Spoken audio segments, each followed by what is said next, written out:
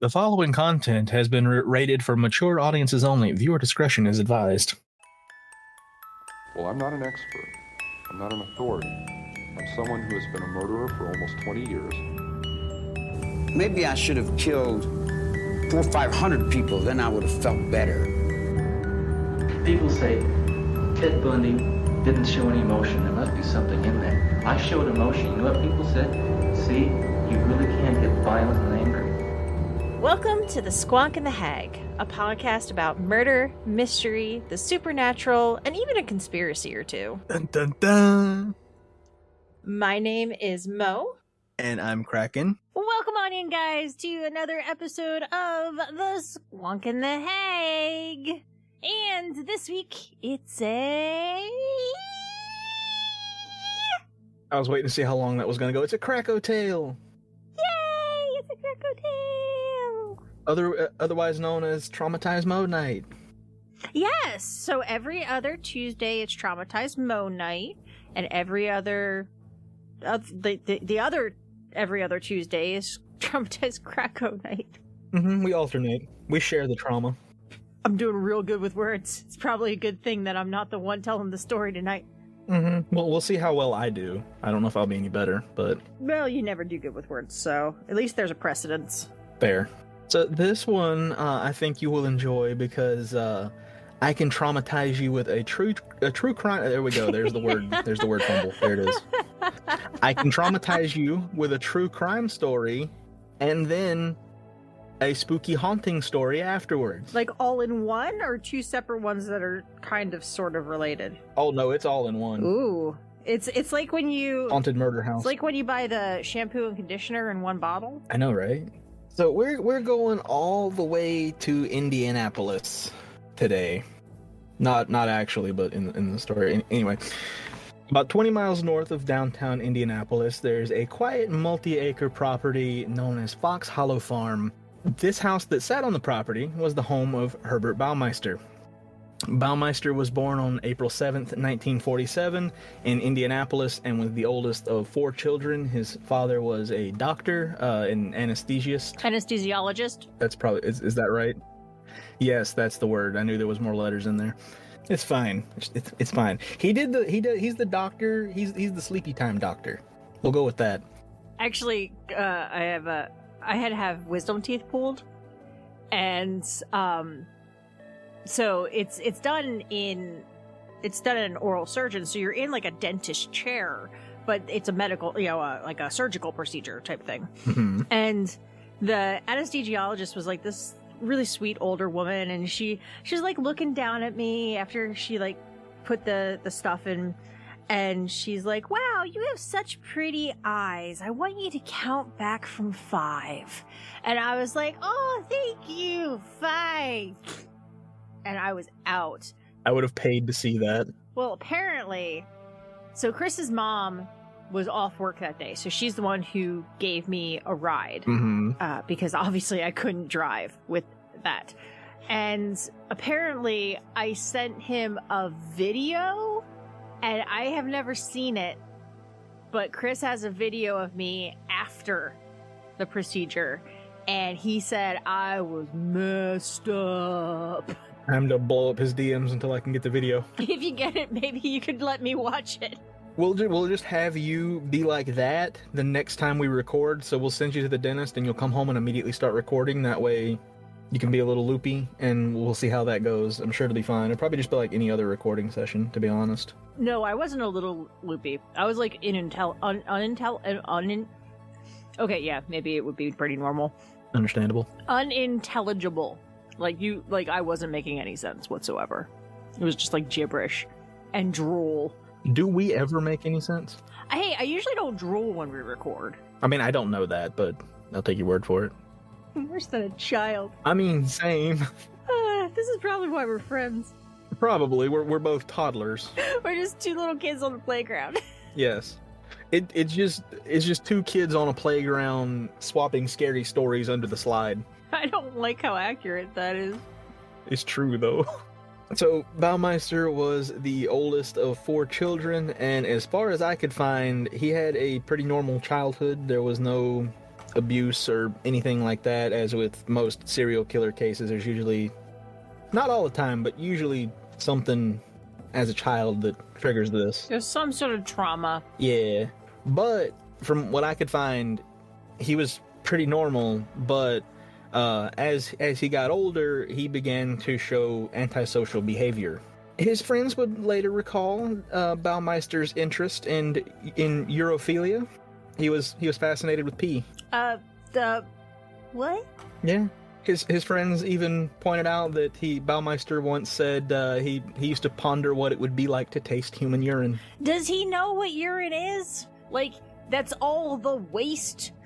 That's all the stuff that's not supposed to be in your body? Mm-hmm. You know, the stuff that your body's like, please, get out. Get out. That's not something... Did he watch Waterworld? Maybe. But it gets worse. People that knew Herb often claimed that he liked to play with dead animals. His friends recalled a story about how one day on his way to school, Baumeister picked up a dead crow, put it in his pocket, and went on to school, where he then placed the crow on the teacher's desk in front of everyone. So, I don't like this. I don't like this. That's understandable. But it was always stuff that was already dead? Or was he one of the worst human beings on the planet who abused animals? I never saw anything like he just had antisocial behavior and liked playing with already dead animals. I couldn't find anything about him actually hurting any animals or anything like that. It's still bad, but it could be like one step worse. Yeah. There was also, if the crow wasn't bad enough, there was also one instance where he was supposedly caught peeing on his teacher's desk. But that's a rumor. I couldn't find anything that stated whether that was true or not, but several sources pointed that out. But I wouldn't doubt it. Yeah, that's pretty special. Was he like a cat and territorial marketing it? Or was he like standing up on top of it just like woo, spraying everywhere? I didn't find any details, probably for the best. I'm just guessing he didn't like his teacher. Unless he saw that as a way of like, hey, I like you, I'm gonna pee on your desk. Or I brought you a gift, it's a dead crow. Honestly, it might have been a gift. 'Cause to him, these things were good. You know, he was fascinated with pee. So why not give pee to the person you like? Yeah. And he likes dead animals, so why not give dead animals to people you like? Yeah, we'll a little bit later. I'll point out something that may have something to do with all of this, but I don't like this. for now we'll leave it at that. Yeah. Actually, I'll talk about that right now because that's the next line. I thought that was further down. We're gonna talk about this later. You know, it's gonna be like in like half an hour or so. We'll talk about. Oh no, wait, it's the next line. As a child, he was diagnosed with schizophrenia. Okay. But with the way mental health was treated back then, he didn't get any psychiatric treatment for it. It was just, you have schizophrenia. See you later. That's a little scary because, like, if you have depression, you know, I don't want to say mild, but like, you know, you have depression or whatever. If it goes untreated, usually you're not going to be happy, but you're going to be okay. Schizophrenia. Little different. Yeah, that's a big one. Apparently, it was just like, okay, this is what we're diagnosing you with. Go on. Herb ended up living a normal life, as normal as someone diagnosed with schizophrenia with no treatment could, I guess. He attended Indiana University in 1965, and of course, his odd behavior caused him to be an outcast among his fellow classmates. Ooh, wonder why. He dropped out after just one semester.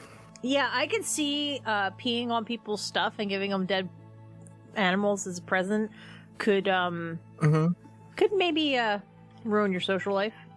I can see that happening. Yeah.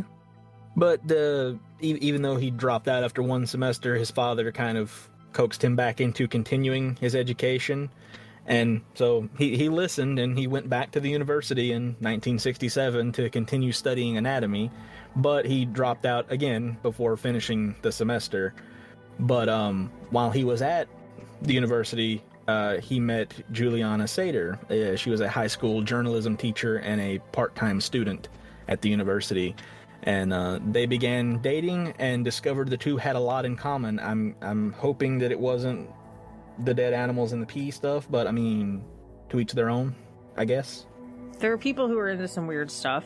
And as long as it's not hurting anybody or any animals, okay. Yes. But from what I could tell, or from what I could find, Juliana didn't have any obsessions like that, and his odd behavior and stuff didn't bother her. It was just, that's just how he is. Kind of like we are with you. Basically, yeah. So everything, she was all right with all of that. I'm guessing that, or he just didn't tell her, because at 24 years old in 1971, Baumeister and Juliana got married, and everything seemed to be going fine. Until 6 months into their marriage, when Herb's father had him committed to a mental institution for 2 months, for reasons that I couldn't find that weren't documented. I know they might not be public record, but you know damn well there had to be some kind of a reason. Well, given what we've read so far, there's possibly some reasons, but, you know... Oh, there's a lot of reasons so far. Yes, a lot of reasons so far, and we're just getting at the start of it. Oh, God. But despite going to a mental institution for 2 months, this did nothing to Herb and Julie's marriage. Julie loved her husband despite the odd behavior, and going on 9 years of marriage. Oh, that's good. Yeah, they had a very good relationship as far as I could find, and even going on 9 years of marriage, the two had 3 children, Marie, Eric, and Emily. Aww. Even though Herb's father had committed him, or had him committed into this mental institution, he still clearly cared for his son, and I think that was a thing. It was like, you're not going to like me for this, but it's to help you kind of thing, because... Yeah. After all of that, his dad still helped him get a low-level job as a copy boy at the Indianapolis Star newspaper. Oh, nice. Yeah, like sometimes parents do that and it's cruel or neglectful. It's just like, just send him to an institution. Whereas this one, it sounds like his father really, truly cared about him, and that's why. Yeah, that's the odd thing, is that, like, yeah, it could be the schizophrenia and maybe some other issues that he had that weren't diagnosed, but as far as I could see, his parents cared for him a lot, and there wasn't anything from his childhood that caused anything that started this. You know, that's just how he was. Mm-hmm. But his job was very simple. He just had to run stories between reporters' desks and perform any other errands that they needed. He was very eager to start his new career, and he was constantly trying to get positive feedback and obsessing over new ways to fit in with his coworkers. He really wanted to fit in. Oh. But he became discouraged and unable to handle what he saw as his nobody status, and he decided to leave that job and go work at the BMV, or the Bureau of Motor Vehicles. So he decided to go at this job with a bit of a different attitude. Before, he had been childlike and overeager at the newspaper job, and often displayed hurt feelings when his work wasn't getting the recognition that he felt it deserved. But at his new job, he would emulate what he perceived as good supervisory behavior, and he came off as aggressive and bossy towards his coworkers, and even lashing out at them for no reason. Oh. Yeah, no. Yeah, so that's what he saw as, this is what a good supervisor does. Yeah, that's what a bad supervisor does. Yeah. Yeah. As one might think, this would again get him labeled as an oddball, and his coworkers began to spread rumors that Baumeister was a closet homosexual and a nutcase. Yes, he's weird. Yes, he might not be fun to work with. He's a little... a little aggressive. But you shouldn't do that. That's just cruel. Like, I know in high school I had rumors spread about me because I made this girl, I made her look bad in class because she got the answer wrong and I got the answer right. So then she spread rumors about me because, that's how high school kids do. Yeah, if someone gets a question wrong, or if you get a question wrong and someone else gets it right, you're supposed to bully them. Yeah, that's how that works. Yeah, exactly. So, like, I understand it does not feel good. It does not feel good, but, yeah, like, that's just mean. Like, that's just adults acting like children. But it wasn't all bad, though, because despite all of that, after 10 years of working at the BMV, he was seen as very intelligent and a go-getter who always got the results, and they eventually promoted him to program director. Oh. But in 1985, within just a year of getting this promotion that he always wanted, he got fired. Oh. You want to know what he did? I'm gonna guess it wasn't something like stealing a stapler. Oh, no, it was worse. Oh, no. He peed on a letter that was to be delivered to then Indiana Governor Robert Orr. I shouldn't be laughing. I know. That's a horrible thing. It's a very horrible thing. Oh, but wait, it gets a little better.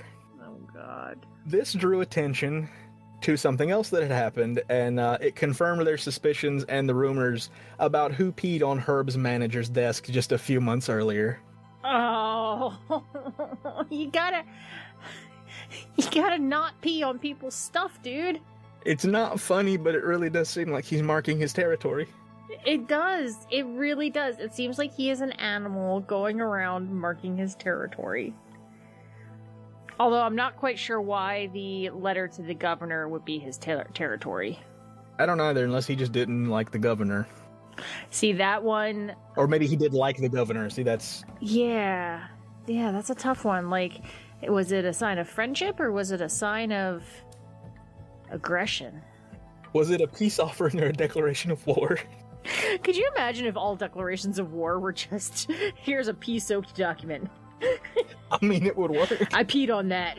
Can you imagine how mad you would be if someone mailed you a letter when you opened it and you read it? It was like, hey, I peed on this. It's probably dry by now, but you're still holding it. Blah. Blah. I gotta wash my hands now just listening to this. That's fair. Blah. Blah. Oh God, now you're gonna send me a letter at some point in time and I'm gonna be terrified. Exactly. Because, like, you might assume I did. That doesn't mean I did. If I just see anything from your address or your name, I'm burning it right away. That's fair. Surprised it didn't happen sooner. Before Baumeister got fired from the BMV, things were going pretty well for them, that so much so that Julie had actually quit her job and became a full-time mom, but she would eventually have to go back to work when Herb couldn't keep a steady job. But during his time as a temporary stay-at-home dad, he was a caring and loving father to his kids, and being without a job left him with too much time on his hands, and without Julie's knowledge, he began heavily drinking and frequently hanging out at gay bars. Like, while he was supposed to be watching the kids? I'm guessing that, or either this was late at night after everyone had gone to bed. He kind of slipped out of the house. Okay. There are a few instances of that happening too. Because, like, I'm doing it when everybody's in bed and the kids are safe with someone watching them is not as bad as, hey, you 3-year-old and 5-year-old, I'm gonna go drinking. Yeah. Well, seeing as how, like, he never did anything bad to his kids, I don't think he would have left them alone. Okay, yeah, that's a good call. But, I mean, who knows? In September of that same year, Baumeister was charged in a hit-and-run accident while drunk, but he beat the charges and got off with a slap on the wrist. Charged with a slap on the wrist. See, that's upsetting to me. That, drunk driving is so dangerous and so scary. Yeah. And I know back in the day, I know Chris and I have talked about this in the past, about how, like, when they passed the laws that you couldn't drink while driving, people freaked out. People got upset. They're like, I drive better when I drink, or, I need to have my beer on my way home and stuff like that. And it's like, No. It's so No. scary to think about a time like that. Like, drunk drivers are scary enough nowadays when it's illegal, let alone back when people would just like crack open a cold one while driving with their kids in the back seat. Who thought that was a good idea to not outlaw that in the first place? Listen, I stunt the forklift, but even I know if something makes you not be able to walk straight, you probably shouldn't be driving. Yeah, something about like a really, heavy thing, a metal on wheels that goes really fast, probably shouldn't be operated while intoxicated. It's just... Probably not. Yeah, no. But I won't say it gets better. It gets worse. Of course it does. It's on our show. 6 months later... Oh yeah, it always gets worse. Just 6 months after that, he was arrested again and charged with stealing a friend's car and conspiracy to commit theft. But again, he beat the charges. What? I couldn't figure out... I couldn't find anything on that, so I don't know how he beat the charges, but apparently they're just like, don't do it again. Oh my god. Why was he stealing his friend's car? I have no clue. Like, was he that desperate for money? Possibly. Maybe he was just stealing stuff, because at this point, he's bouncing from job to job, so he's having trouble holding down steady work, so maybe he's trying to steal stuff and sell it for money. But as I said, he was bouncing from job to job, but finally he started work at a thrift store, and that wasn't a job that he was proud of. He considered that to be beneath him. But that is until he realized it's a potential moneymaker. So at that point, he spent 3 years learning the business. Okay. During this time, Herb's father passed away. He never really talked about it, so I'm not sure what kind of impact that had on him. There's nothing that really says anything about that, but I'm sure it was hard on him. Yeah, especially since it sounds like they had a good relationship. Yeah. But in 1988, Herb and his wife had founded and opened their own thrift store, which they named Save-A-Lot. Not the actual Save-A-Lot with an E. Theirs was literally spelled the same, it just there was no E on the word save. Save-A-Lot. Save-A-Lot. But they sold gently, it was basically like a Goodwill. They sold gently used quality clothing, furniture, and other used items, and they gave a percentage of the store's profits to the Children's Bureau of Indianapolis. Oh, that's really nice. And during its first year of operation, Save-A-Lot brought in $50,000. Which back in the 80s was quite a bit more than it is now. Yes, a lot more. Yeah. And their first store went so well, they were actually able to open a second store within 3 years. So far, he's a little weird, but the story isn't that bad. So I'm just waiting. No, like he's doing good. They went from living paycheck to paycheck to being rich and well-respected members of the community who gave to charity. Yeah. But there was a bit of a downside to all this. Always is. There was a lot of stress because Herb and Julie were working so close. And from the start of the business, Herb had always treated Julie as an employee and often yelled at her for no reason. Yeah, that's a no. To prevent any further arguments or anything like that, Julie just took a step back from the business decisions and just kind of let him do his thing and just went along with it. Understandably, this took a toll on their marriage, and the two would separate off and on for the next several years. She would leave him, but she would always come back. Yeah.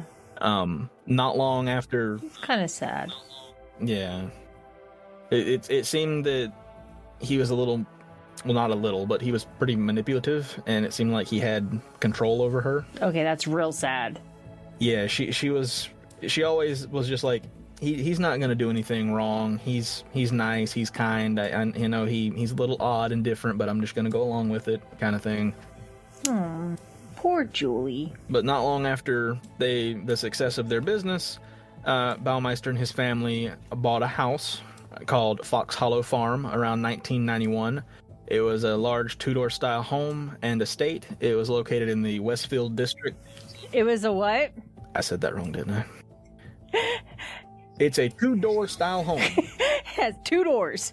It has exactly 2 doors, a front one and a back one. A Tudor.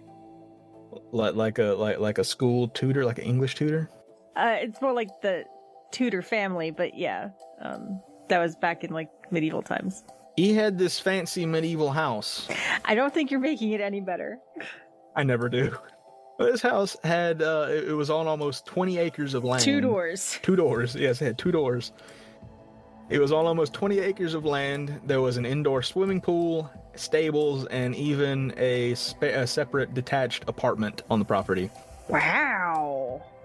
While the stores that they operated were seen as clean and well organized, their home was very much the opposite. The grounds slowly became overgrown, the rooms were a mess, and housekeeping was a very low priority.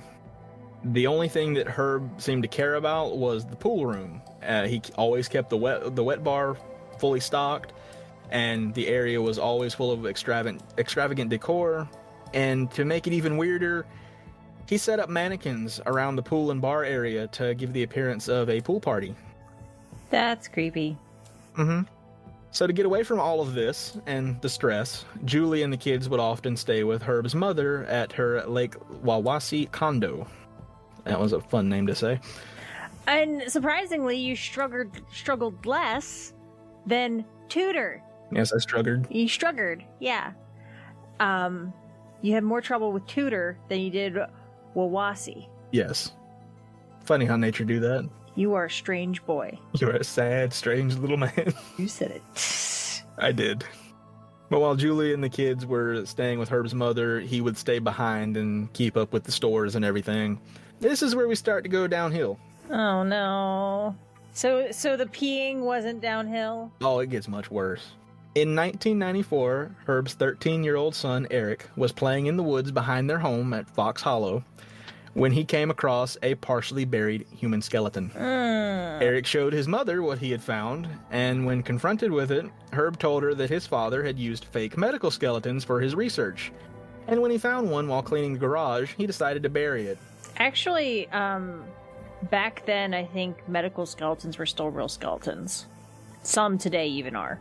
Yeah, but at least it wasn't obtained through a crime.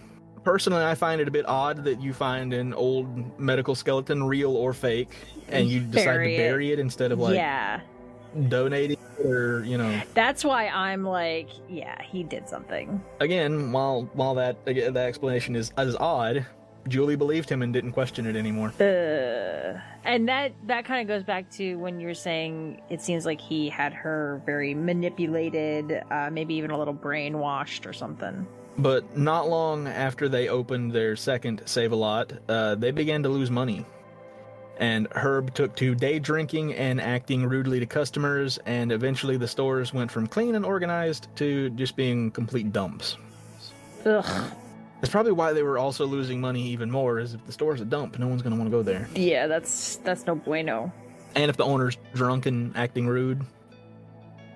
Also unknown to Julie, Herb had begun spending his nights at gay bars before retreating to the pool room where he would cry for hours about his failing business. So, part of that is sad, that he would sit there alone, middle of the night and cry. But lying to your wife and going out to bars and spending money you probably don't have, that's not good. Hey guys, Mo here. You interested in making a podcast? Spotify has a platform that lets you make one super easy, then distribute it everywhere. And it's all in one place for free. It's called Spotify for Podcasters, and here's how it works. Spotify for Podcasters lets you record and edit right from your phone or your computer, or if you're a little more savvy, you can upload fully edited audio. Then you can distribute your podcast to Spotify and everywhere else that podcasts are heard. They even have video podcasts, and if you want to take the conversation with your fans to the next level, there are Q&As and polls, which is a great way to get people talking. With Spotify for Podcasters, you can even earn money through ads and podcast subscriptions. Best of all, once more, totally free. We've been on this platform from the beginning of the podcast, and it really helped us get on our feet when we had no idea what we were doing. Who am I kidding? We still don't know what we're doing, but now we do it with some pizzazz. I highly recommend you give it a try. download the Spotify for Podcasters app or go to www.spotify.com/podcasters to get started today. So putting that on hold for a moment, we're going to go to June 1994. There was a private investigator and retired Marion County Sheriff Virgil Vandegrift. That's a name. That's like a... He's going to be an NPC in Dungeons & Dragons. Good old Virgil Vandegrift. Yeah, it's like Lucius Elmore. It's interesting some of the names that are in here just sound like NPC names. They really do. Dude sounds like he came straight out of a noir film. He has like the trench coat and the fedora like dipped over his eye. Carries a little notebook in his pocket. And for some reason, he always looks like he's in black and white. Yeah, you know, the light just hits him and he's always in black and white. Funny how nature do that. He has an office with his name on the glass on the door. Mm-hmm. There's always like an old-fashioned, like 50s glamorous actress in distress. When you walk into his office, there's like some light pouring through the blinds that are slightly open on his window. The fan is slowly spinning. There's a lit cigarette just smoking on his desk in the ashtray. That never goes out. It's just constantly going. It's just always there. Virgil was contacted about a missing 28-year-old named Alan Broussard. Alan's mother, who had contacted Virgil, said she saw him when she last saw him. He was headed out to a popular gay bar called Brothers to meet his partner, but Alan never came home. About a week later, Virgil received another call from an upset mother regarding her missing son. In July, 32-year-old Roger Goodlett left his parents' home to visit a bar in downtown, but he never arrived. Why do I have a feeling one of them was that skeleton? Well, Roger and Alan, let's first discuss that Roger and Alan had a few things in common. They both shared a similar lifestyle, had similar appearances, were close in age, and both disappeared on their way to a gay bar. Which means they were somebody's type. And I don't mean dating. Yeah, no. So, with this information, Virgil began going to these different bars around town and putting up missing person posters and interviewing family members and friends of the two men, as well as customers at the bars. Virgil eventually got a lead and learned that Goodlett was last seen entering a blue car with Ohio plates. He also received a tip from a magazine publisher that several gay men had disappeared in that area over the last few years. Oh, that's not good. Yeah, this immediately told Virgil that they were dealing with a serial killer. Yeah. So he took all of that information and went to the Indianapolis Police Department. But again, with the time that this was in, missing gay men were a low priority due to the possibility that they had left the area without informing family members in order to freely practice their lifestyle. That's awful, because I know I've been doing a bunch of research on a bunch of different stories right now, so I don't want to like spoil anything, but especially in like, you know, the 70s, 80s, 90s, police didn't, I mean, obviously it does still happen today as well, but like if you were a sex worker, or in this case, if you were a young gay man who disappeared, or, you know, anything that was seen as lower or not as important, there was no follow-up, there was no investigation. They just were like, oh, okay, they're probably fine. Like, I mean, yeah, you know, they were arrested for drugs one time. They're probably just off having a bender. And it's like, you know, these are people. They just don't take it seriously. Yeah, these are real people who are probably in trouble. And yes, sometimes that is the case, but a lot of times it's not. And then they're found when they're already a victim, and they're found when they're already a body. And that's upsetting to me. It's very upsetting to me. Yeah, it is. But during his investigation, Virgil learned about an ongoing investigation involving multiple murders of gay men in Ohio that started in 1989 and ended around the mid-1900s, 4 of which were from Indianapolis. They ended when? The mid-1900s? What did I miss? Like 1905? This was what my sources had. I didn't have a specific date. Probably the mid-1990s. That's probably what I meant to write. How did I still not see nothing wrong with that? All right, fair enough. It happened in 1933. Yep, 1933. Fair enough. That's a little callback, but It's fine. I like how I read it and I'm still like, wait, what's wrong with that? Oh, there's a number missing. I'm rolling with it. Mid-1900s. okay, so ended in the mid-1990s. Thank you. Yes. 4 of which were from Indianapolis. Oh, God. The bodies had been dumped along Interstate 70, and the media loves their names, so they started calling this the I-70 murders. What's upsetting is the media always gives them a name. Always gives them, something. And that's just playing into what they want, especially with a serial. They want they want attention and the fame. Like, there are a few examples where they don't. Like, Yeah. Israel Keys did not want public knowledge of what he was doing. But most of them want to be seen and heard and see what they've done. And they like Pichushkin, who wanted to be like Chikatilo. He wanted to be the most infamous. He wanted to be the best known. Wanted recognition. Yeah, he wanted that recognition, and a lot of them do. And then when you give them a name, they're like, "Ha! Look at me, I'm famous. Look at me, ma." Yeah. It's not something you should brag about, but okay. It's not. But I mean, most of them have massive mental health issues. And I'm not saying, okay, that came out wrong. Mental health issues are not a problem. I have them. I know a lot of people who have mental health issues. I'm talking about serial killer level mental health issues that make you murder lots of people. The murdery mental health issues. Yes, the murdery mental health issues. Those are the bad ones. Yes. I'm going to shut up now. Several weeks after the missing posters were put up, Virgil was contacted by a man using the pseudonym Tony. Tony believed that he had spent time with the person responsible for the disappearance of Goodlet. Oh, wow.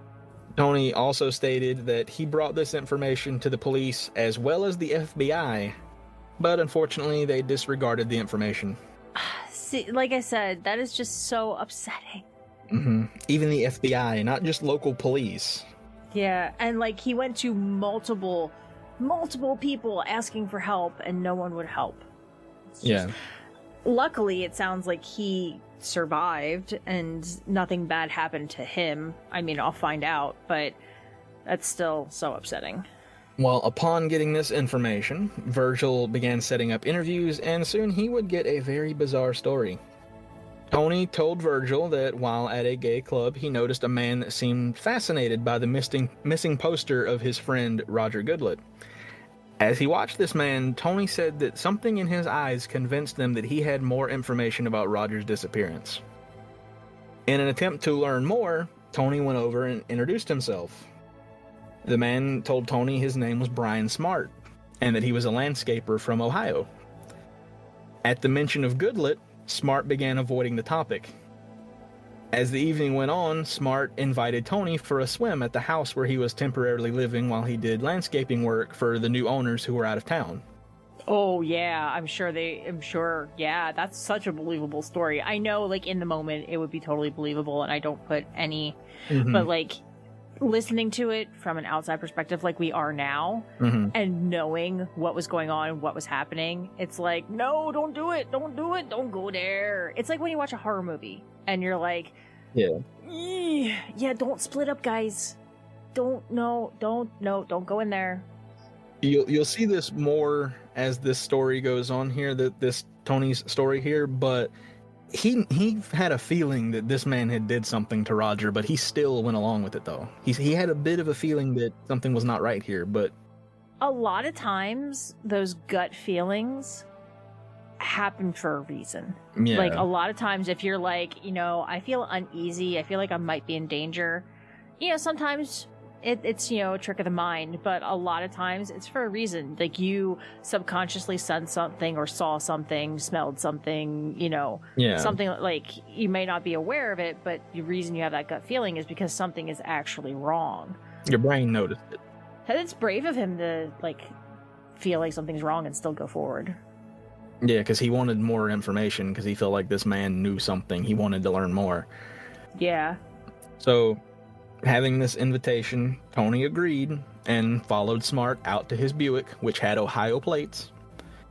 Tony was unable to say where this house was because he was unfamiliar with northern Indianapolis, but he described the area as having horse ranches and large homes. And he also noted a split rail fence with a sign that said farm something in front of the driveway that Smart had turned into. He described the place as a large Tudor home. Got it right that time. That only has 2 doors. It only has 2 doors, which they entered through a side door. That's one of the 2 doors. I was gonna say it, and I'm like, no, I'm not gonna say it. I'm not gonna say it. I'm not gonna say it. No, I'm going to say it because I know you're thinking it. Tony stated that the interior was packed with furniture and boxes. Smart led Tony through the house and down to the bar and pool area, where he offered him a drink, which he declined. Probably a really good move. Yeah. At this point, Smart had excused himself, and when he returned, he seemed a lot more talkative. Tony believes that he may have snorted cocaine. That I guess that's... at the time, and that behavior checks out. Yeah, probably. I would believe it. I would believe it. Alright, so here's where it gets weird. You ready to get uncomfy? Like we aren't already. Great. During this conversation, Smart brought up autoerotic asphyxiation.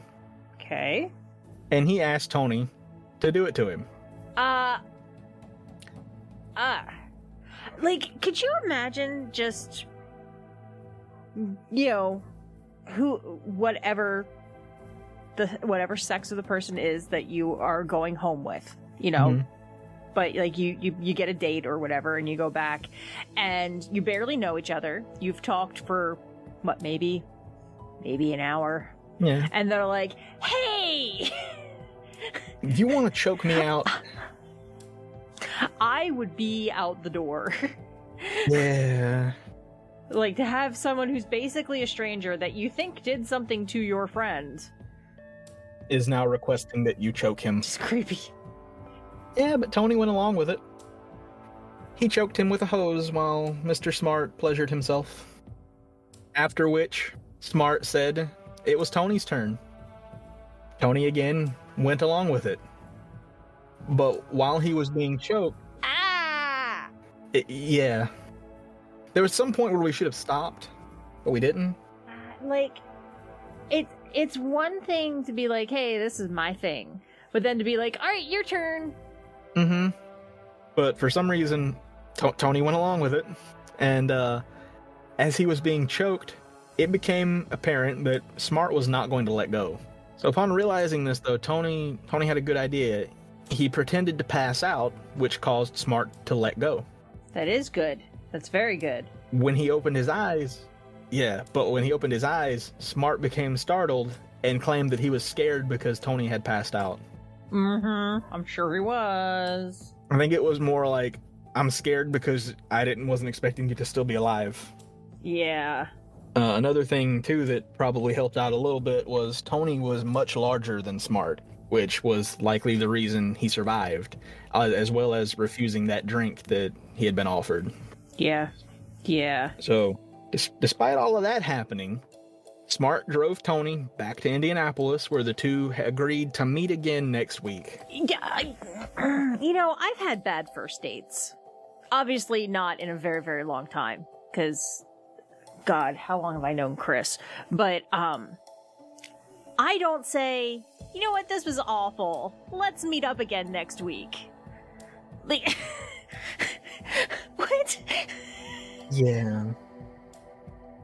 But before their next meeting, this is when Tony started telling all of this to Virgil. So Virgil arranged to have someone follow those two at their second meeting, but unfortunately, Smart never showed up. So having believed Tony's story, Virgil went back to the police, but except this time, he went straight to the missing persons detective that he knew and had a very good reputation. Her name was Mary Wilson. She and Tony drove out to the wealthy areas just outside Indianapolis in hopes of finding this large 2-door house.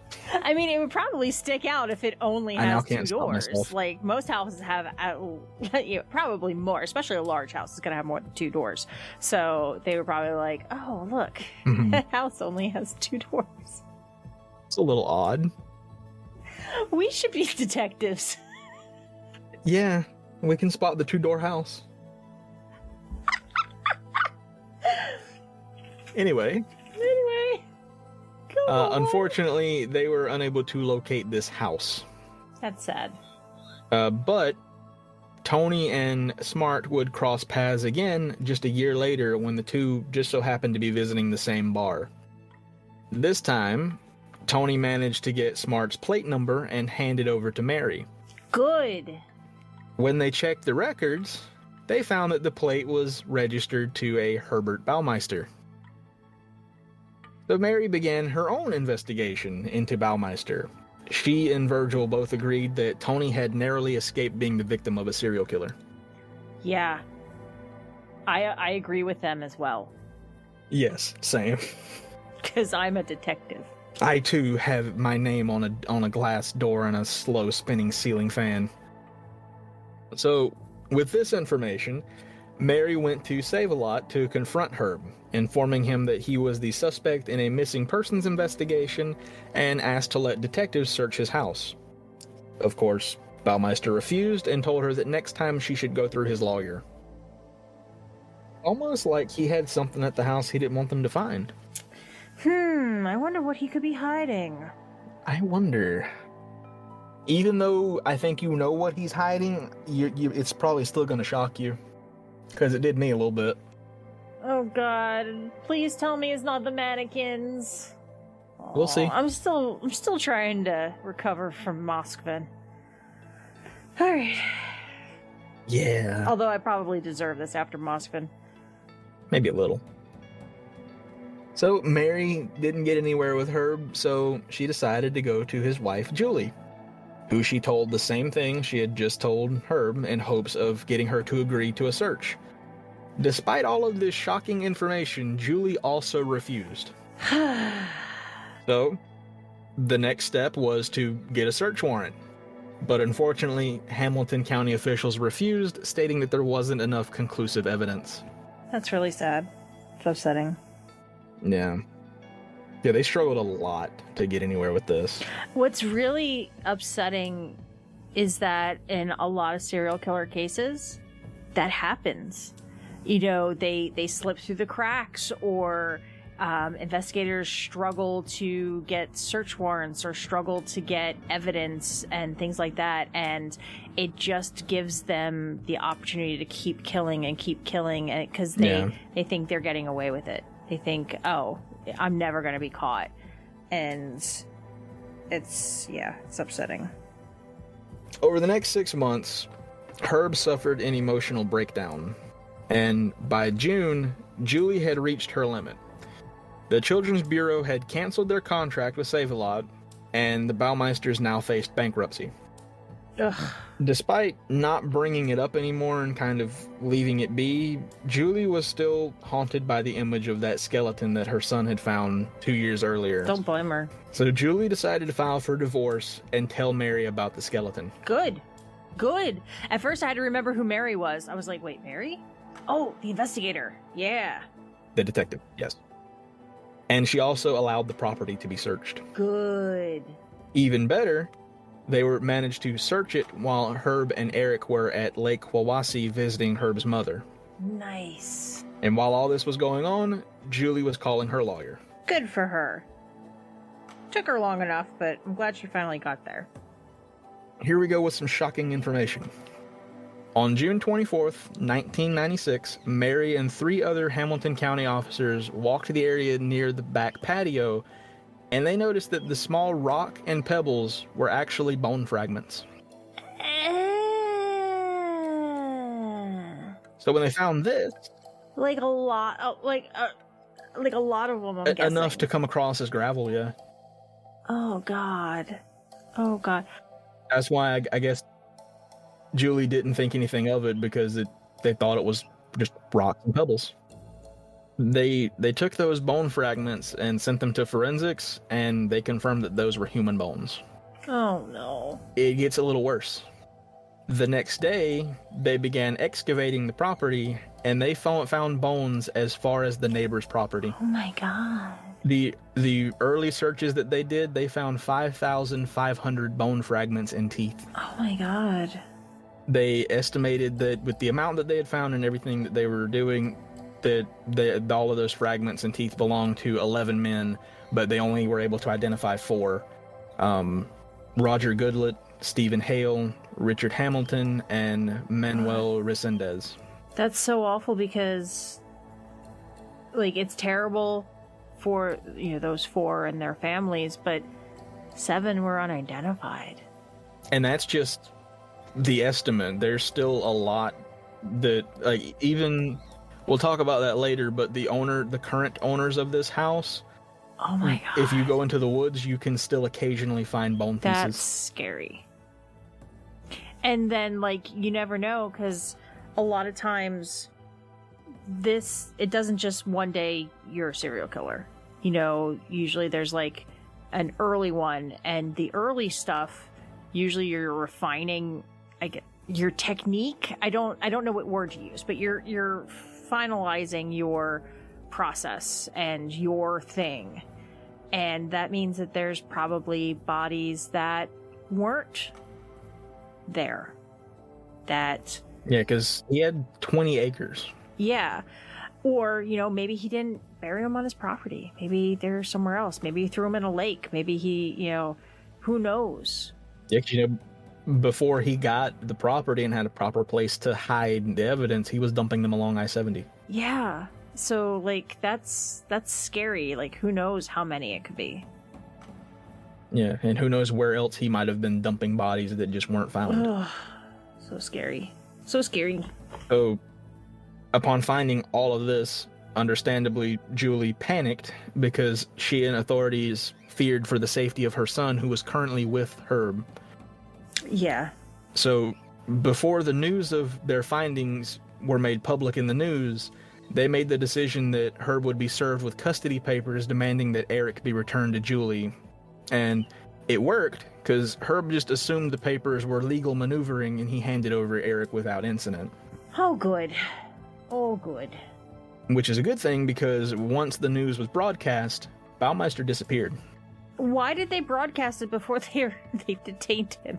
I have no idea. Okay, anyway. But on July 3rd at Pinery Park in Ontario, Canada, Baumeister's body was discovered inside his car.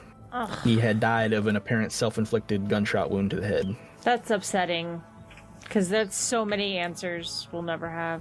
But he did leave behind a 3-page note explaining why he took his life. But he only listed problems with the business and his failing marriage.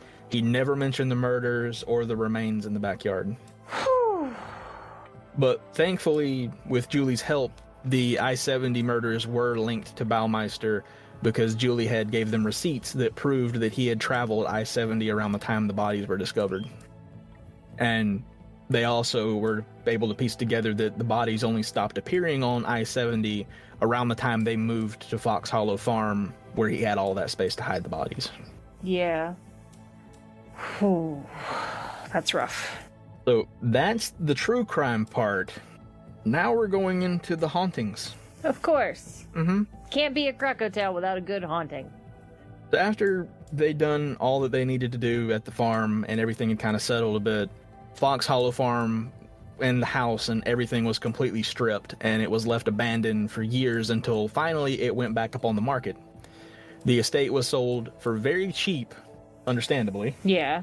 to a couple from Indiana, Rob and Vicky Graves, who, if I'm not mistaken, I think they still own the property. Okay. Everything seemed to be fine with the house, but then Vicky started noticing strange things happening.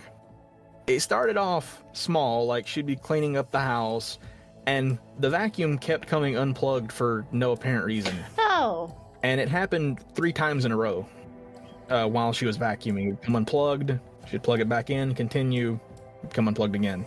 Yeah, that's normal, right? Mm-hmm. When it happened 3 times in a row like that, Vicky began to get the feeling that she was not alone in the house, and whatever it was didn't want her there. That's sad. Like, could you imagine living somewhere and feeling like you weren't welcome? Mm-hmm. Even worse if it's your own house. That's what I mean. Yeah, like... Yeah. Like, understandably, this scared her, and so she began to suspect that something wasn't quite right with this house. Like, obviously, when she bought it, they knew the history, they knew what had happened there, they just weren't expecting it to be haunted. I mean, I feel like they probably should have expected it to be haunted. Let's be real. Probably. Oh, but it gets worse. The hauntings just get worse.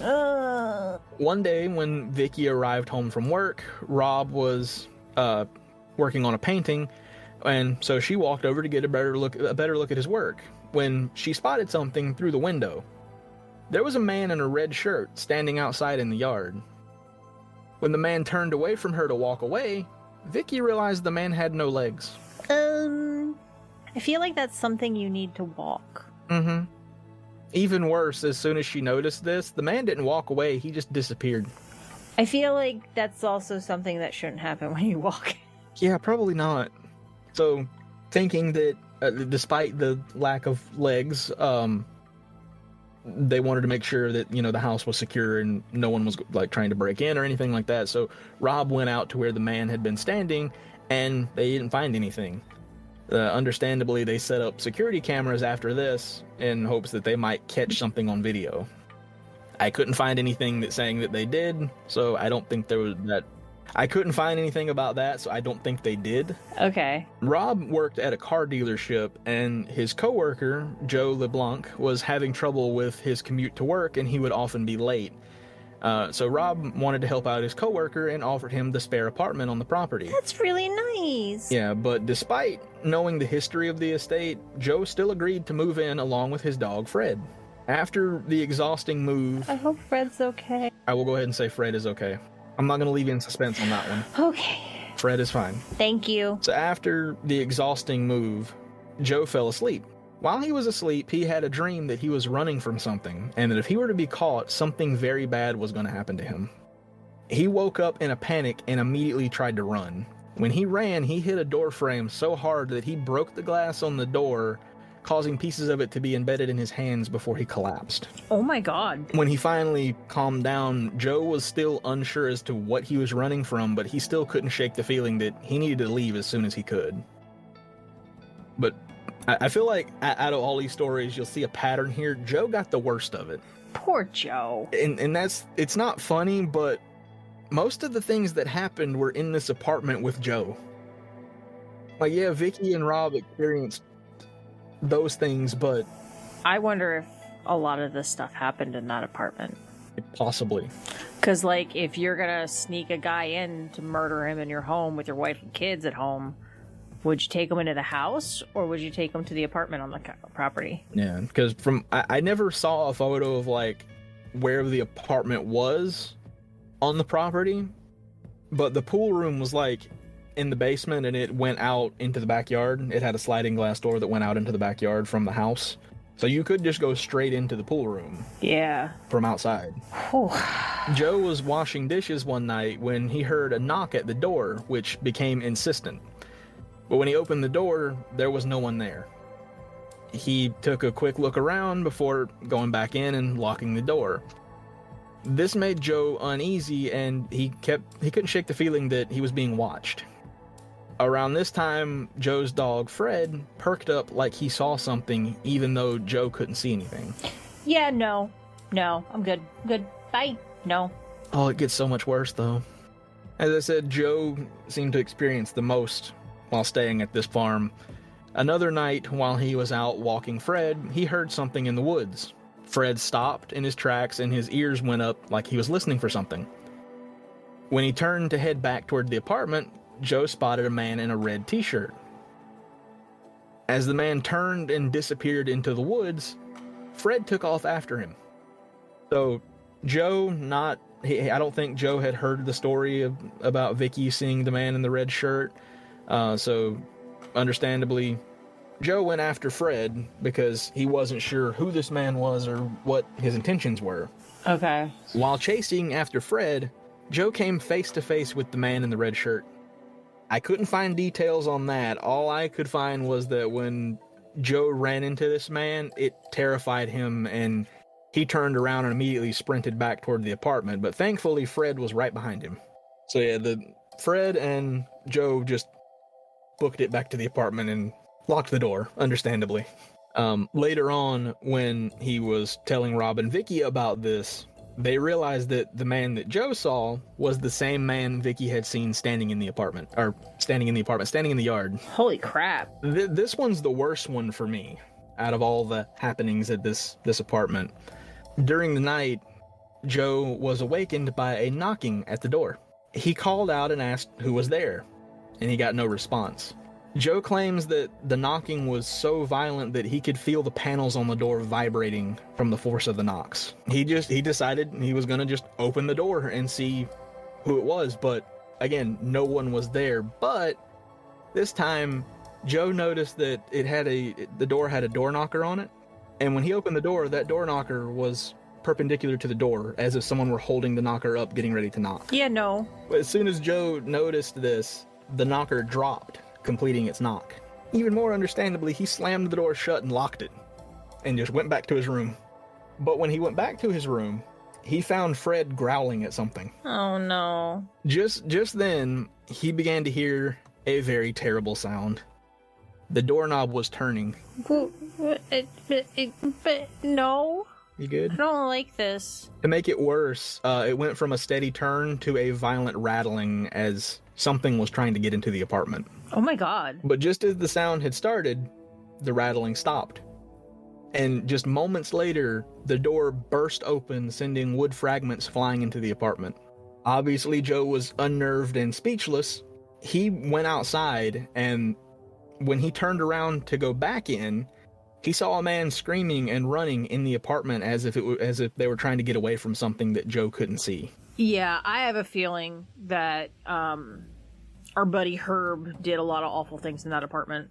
It sounds like it. To make things a little... I don't know if it can get any worse at this point, but he told Rob and Vicky this, and so they began to research the events that happened on the property. And while they were going through old news footage and photos of the victims, Joe spotted a picture of the man he saw running in the apartment. I mean, it could get worse. Something could happen to Fred. But, yeah. Thankfully, it doesn't. Yeah, I still don't like this. Yeah, no. To me, that would have been the final thing, and I would have just been like, I'm gonna head out. It's like, thanks for your kindness, I'm gone. Bye. Mm-hmm. But Joe was still staying in the apartment. That's a choice. It's a choice. It's not the one I would make, but it's a choice. Same. I would have just been like, I probably after the first one with the knocking on the door and no one being there, I probably would have been like, all right, I'm gonna head out. It's like, I've seen this movie. Bye. I know how this ends. I'm gonna go.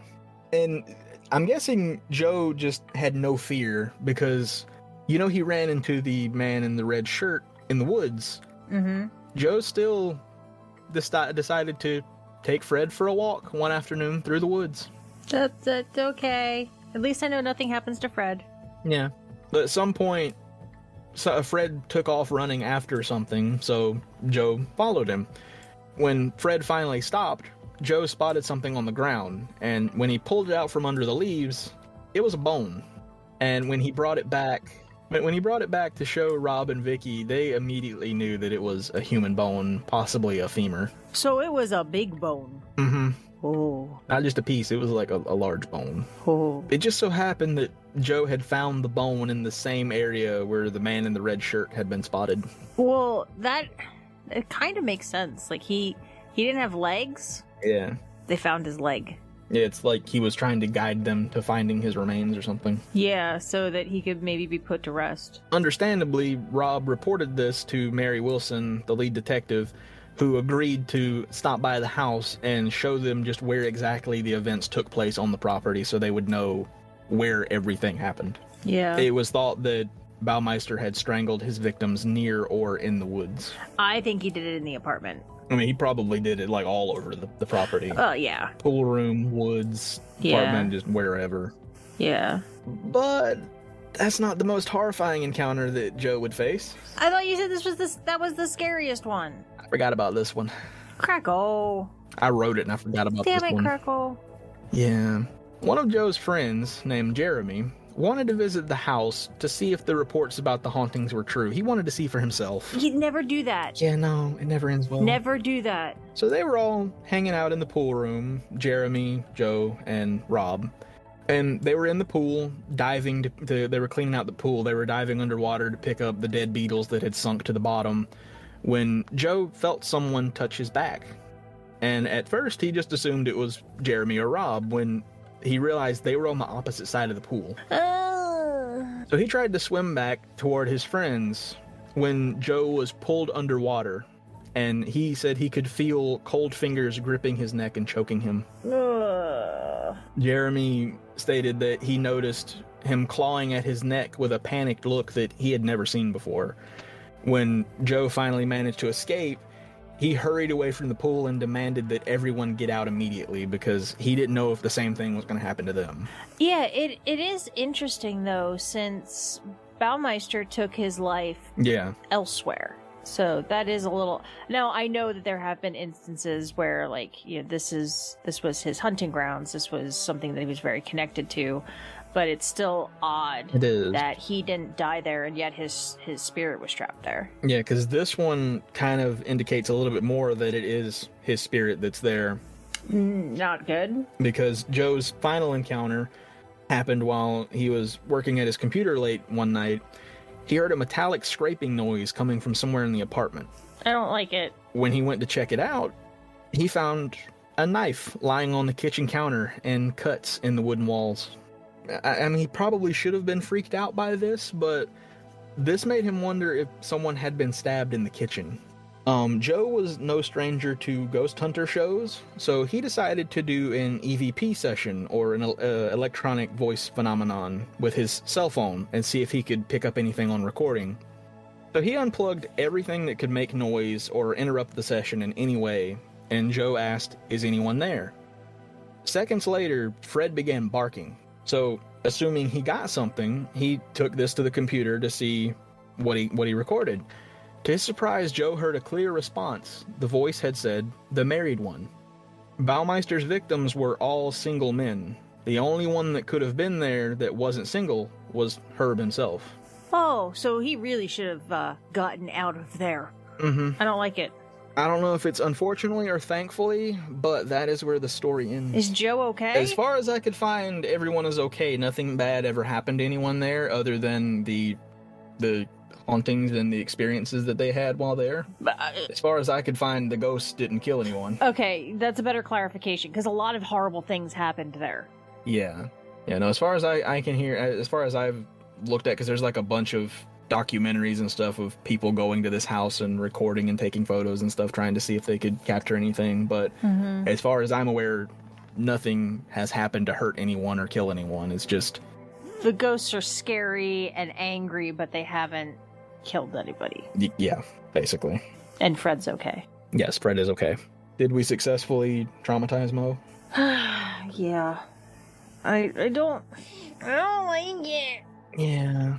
Well, I mean, it makes me feel better that my next 2 or 3 stories are all messed up serial killers that should hopefully traumatize you, so... Aren't they all, though? What, traumatizing or serial killers? Both. Fair. Well, I'm excited because,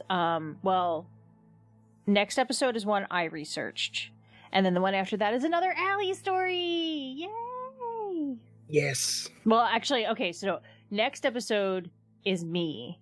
Then there's one for you, and then there's an Allie story. Mm-hmm. Mm-hmm. Anyway, thank you for the horrible story, Krakow. You did a really good job on this one. This guy was Mhm. a piece of work, but thank you for your hard work. And we will see y'all next time. Bye.